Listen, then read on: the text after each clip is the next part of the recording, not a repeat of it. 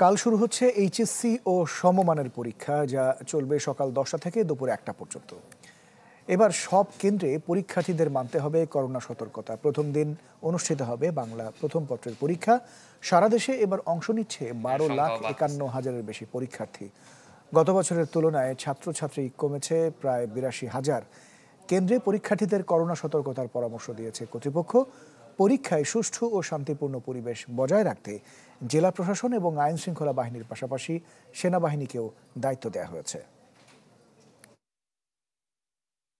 কোভিডের সংখ্যাও বাড়তেছে, মানে এমন না হয় যে এক্সামটা মাঝপথে বন্ধ হয়ে যাচ্ছে বা অনেক বেশি এক্সাম কোভিড অনেক বেশি ছড়িয়ে গিয়ে স্টুডেন্টদের স্বাস্থ্যের ক্ষতি হচ্ছে, এরকম যাতে না হয়। পরীক্ষাগুলো আশা করছি ভালো হবে, যদি না কোনো অপ্রীতিকর অবস্থা হয়। তাই আশা করছি প্রশাসন থেকেও আমরা সেই সাপোর্টটা পাবো, যাতে আমরা সুন্দরভাবে পরীক্ষাগুলো দিতে পারি।